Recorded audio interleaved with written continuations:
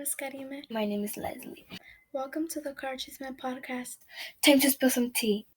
5, 4, 3, 2, 1, 0. Ignition. Liftoff of the Falcon 9 and Crew Dragon. Go NASA. Go SpaceX. Godspeed. Hi everyone, this is Miss Pineda. Would you like to introduce yourself? Sure. Hello, Carr students of the World Wide Web. I am Miss Pineda. I am a teacher at Carr Intermediate. This is my 7th year teaching at Carr. I teach 6th grade social science, but I've also taught 8th grade social science and then also ASB. Also, I am a hopefully future assistant principal in the making. So I've been helping a little bit in the front office at the beginning of the year. So that's something that I'm going to be working on down the road, maybe in a couple years or maybe a little sooner than later. We will see. So that's a little bit about me. Professionally, I'm from Santa Ana, born and raised here in Santa Ana. My parents still live in Santa Ana. You can find me out and about in the streets of Santa Ana, at the North Gate, at La Michoacana, at the taco shops.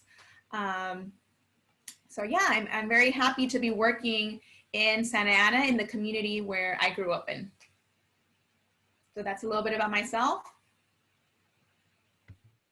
What was your favorite part of working in ASB? Oh, working in ASB? So I did ASB I think I did it for 4 years. I've done it by myself. I've done it with different advisors. I've done it in different rooms. My favorite part of ASB is what we can't be doing right now, which is all the special events that we would plan.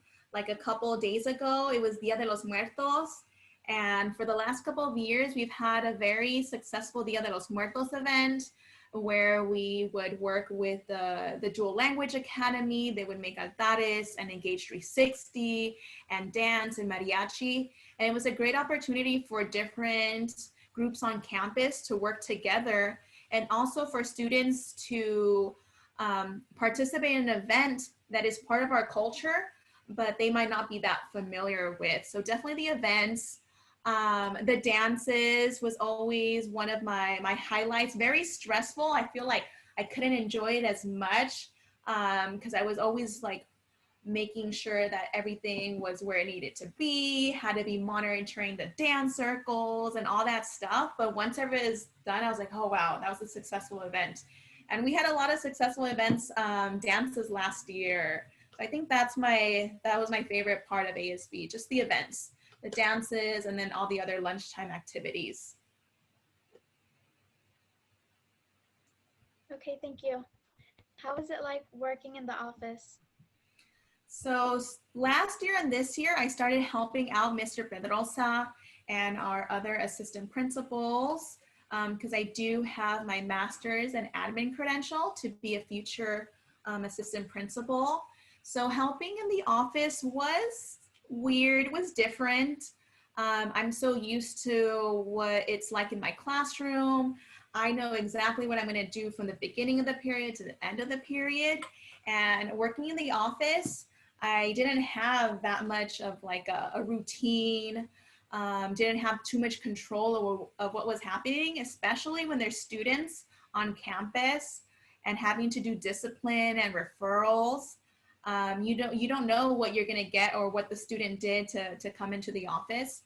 So it was exciting because every day was different, but it was definitely out of my comfort zone for sure. Just because in the classroom I have so much control and in the office not so much. Every day is different. But right now I'm doing both. So right now I'm still in the classroom, but on Tuesdays and Fridays I go to Carr and help out there. Okay, next question. If there's no coronavirus and it was summer, where would you like to travel? Every summer I usually go somewhere tropical. There's this place that we've gone already the last couple years. It's called Bacalar. and it's kind of by Cancun, a couple hours south of Mexico. And it is a beautiful place. It's a lake with the most amazing shades of blue. And I would just spend the whole week just lounging around on a hammock, getting in the water, on an inflatable. So I usually go somewhere tropical in the summer. Also like spring break, I've done Hawaii too. I love the beach. So if it wasn't for coronavirus, I would have gone somewhere tropical for sure over the summer. And Angel Games, I missed all the Angel Games and the OC Fair and the food festival. I'm gonna start crying of all the things and all the plans I had for summer. How will you celebrate Christmas and Thanksgiving this year? What are some things you have to change because of COVID-19? I'm gonna start crying even more. Actually, I was supposed to get married. I don't know, I think I told you girls, no? Last year I got engaged to my fiance, longtime boyfriend. And we were supposed to get married not this weekend, but next weekend. November 14th was our wedding date. And the following week, which was our Thanksgiving break, we were supposed to go to Paris, France. It has been my dream to go to Paris, France. I was even practicing my Duolingo, practicing my French. And we were supposed to go. I also had Japan in mind for Christmas break because I wanted to do all this like bucket list traveling before kind of like settling down and being a full-time wifey. So yeah, so I had all these places that I wanted to go, but Paris, France was booked. I actually have to cancel my reservation. But yeah, so this fall season, definitely, and winter is so much different from what I thought it was going to be at the beginning of the year. But I mean, that just shows you that you can make plans, but at the end of the day, there's some things that are out of our control, for sure. But I know like we already have a new date, a new wedding date for next year. I know I'm going to go to Paris, France. I know I'm going to go to Japan eventually. It's just going to take a little bit longer. Do you like to go hiking or going on walks? If so, where? Hiking is not really my thing, although one of my best friends loves to go hiking.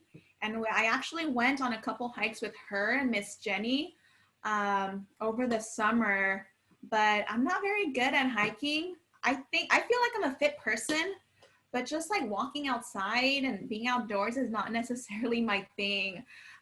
So we struggled in that hike for sure. I definitely did struggle, and it was a long hike too. But I do like being like by the water. I like the beach. I like going on boats. I like that, or riding my bike around the coastline. I definitely prefer that than just kind of like hiking out there and there's like bugs and they bite you. And I'm more of a beach kind of person.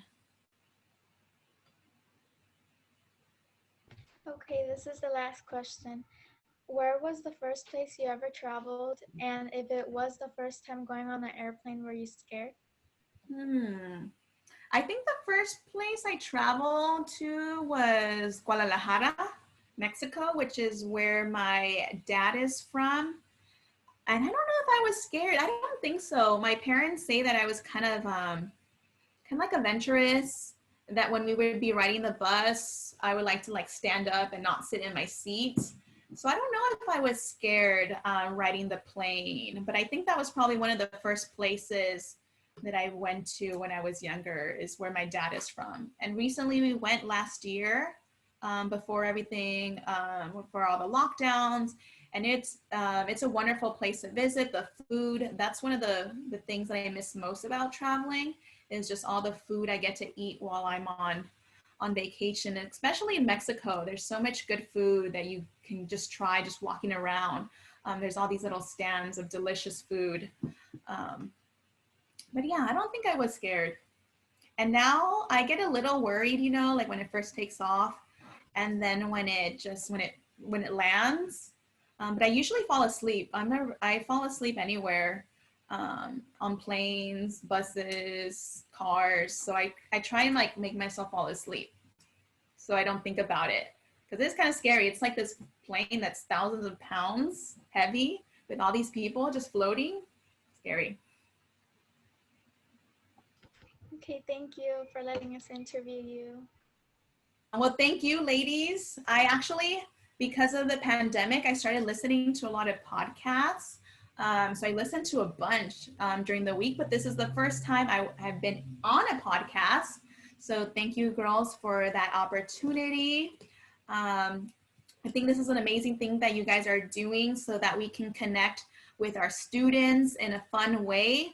That's not necessarily like our Zoom classes, but more of a conversation that we can have with our students and the staff members. So I'm looking forward to not just my students watching this, but other students and also staff members as well, so that we can get to know each other a little bit more. And just, I would say to everybody, just go with the flow right now. There's so many changes and things happening and insecurities and anxiety, and you don't know what tomorrow's going to look like. So just be flexible. Just try and find what makes you happy and try and leave time in your day to do those things that make you happy. Like for me, it's my plants. I've become a plant lady, but house plants, because outdoor plants, there's bugs out there. So this plant actually just yesterday when I was freaking out about the election, I made this one bigger. So half of this plant is actually from cuttings that I put in water and started to root. So I'm like, let me do something to distract myself. So I made this plant bigger by adding some of the cuttings that I had made. So that's what makes me happy right now, little pops of green in this gray world that we're living, this 2020 dumpster fire of a year. But you got to find the positive in everything, for sure.